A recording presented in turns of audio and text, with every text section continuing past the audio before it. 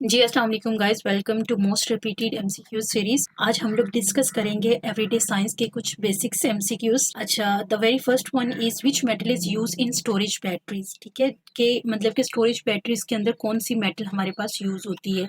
The right answer is lead. अब हम लोग लेड क्यों यूज़ करते हैं एज़ कम्पेयर टू आयरन या कॉपर, टिन वगैरह नहीं यूज़ करते हैं, हालांकि आल्दो कि ये भी हमारे पास क्या है, मेटल्स हैं।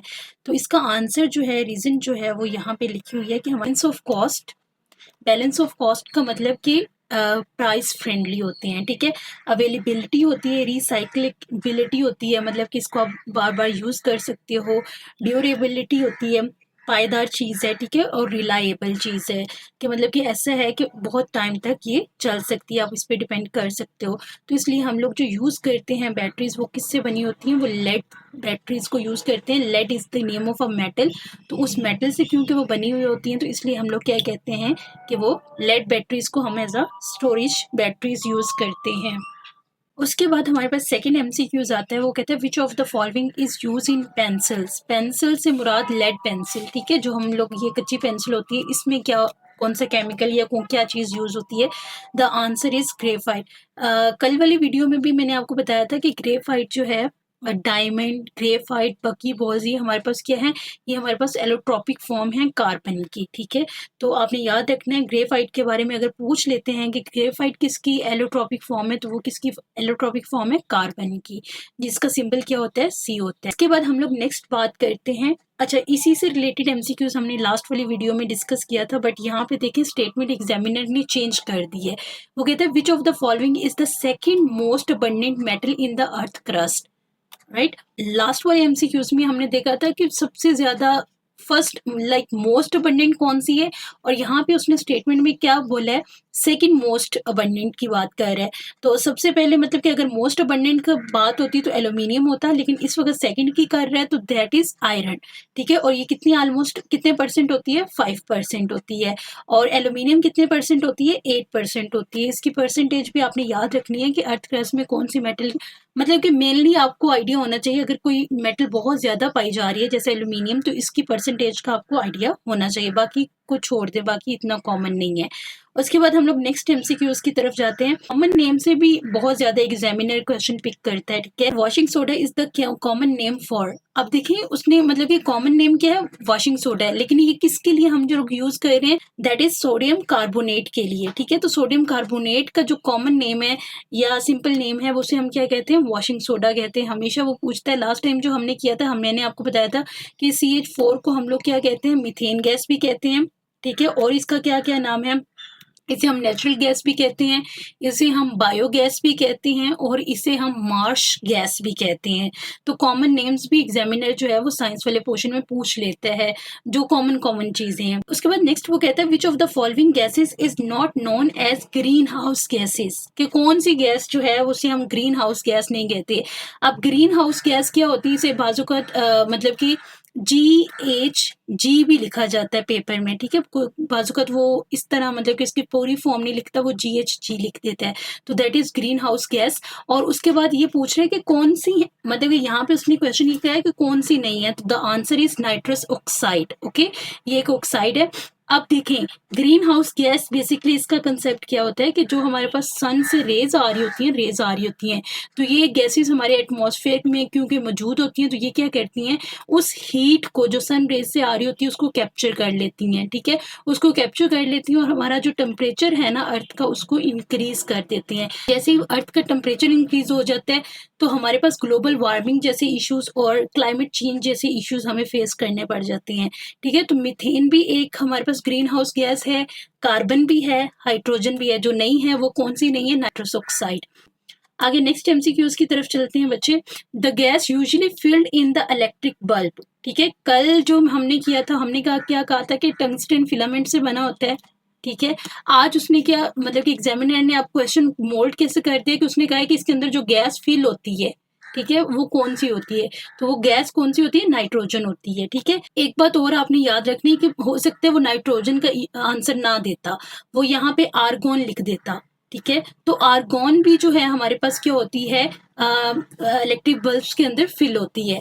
अब एक बात और इसके अलावा, अगर वो नाइट्रोजन और आर्गन दोनों का ऑप्शन दे दे तो फिर आपने चूज करना है बोथ ऑफ दीज।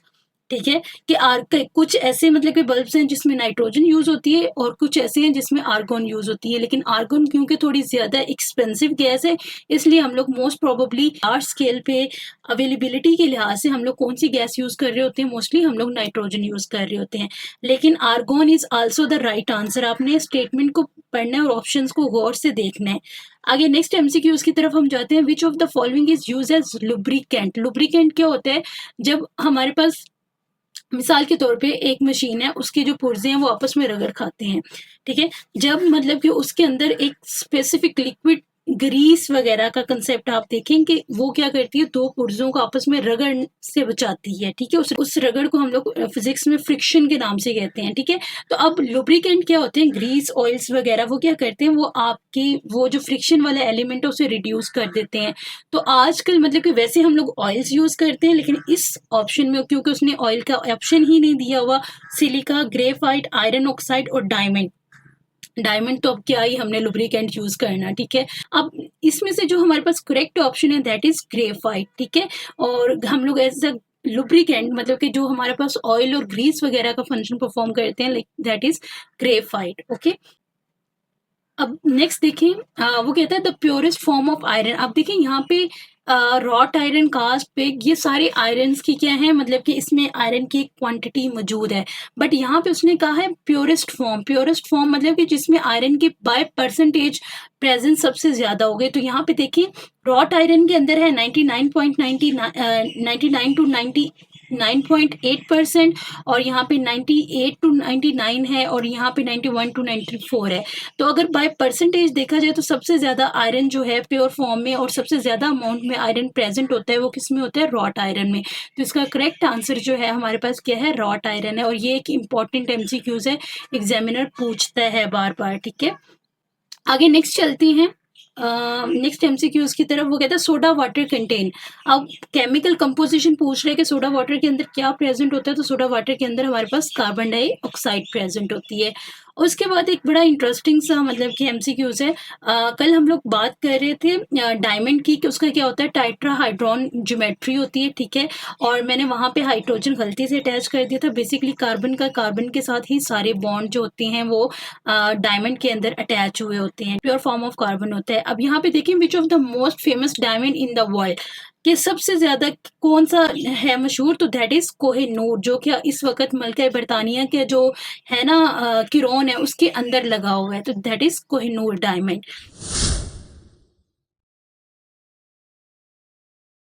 उसके बाद लास्ट एमसीक्यूज हमारे पास आता है एमरेड is a dash in colour. अब यहाँ से जैसे इसका यहाँ पे पिक्चर में देखें, आपको पता चल रहा है कि इसका कलर हमारे पास क्या है? ग्रीन इन कलर है। तो the right answer is green.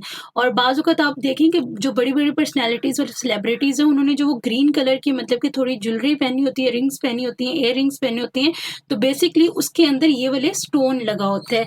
अब यहाँ पे कह लें कि अच्छा, यहाँ से ना इनकी पिक्चर देख के, क्योंकि ये she is the UK princess. ठीक है, प्रिंसेस कैट डचेस, और इस वक्त मतलब कि पिछले दिनों न्यूज़पेपर में खबर आई हुई थी इनके बारे में कि she is just fighting with cancer. Okay, और इस वक्त उनकी कीमियोथेरेपी भी चल रही है, राइट? तो मे शी गेट वेल सून। और या द आंसर इज ग्रीन। ठीक है, कि इसका कलर जो होता है वो क्या होता है? हमारे पास ग्रीन इन कलर होता है। तो ये हमारे पास कुछ एमसीक्यूज थे जो हमारे पास्ट पेपर में बहुत ज़्यादा रिपीट हो रहे थे, इन्हें आपने अच्छे तरीके से करना है। आई होप आपको वीडियो अच्छी लगी होगी। अगर वीडियो अच्छी लगी तो please do a like and subscribe. अपना बहुत ख्याल रखिएगा। अल्लाह हाफिज़।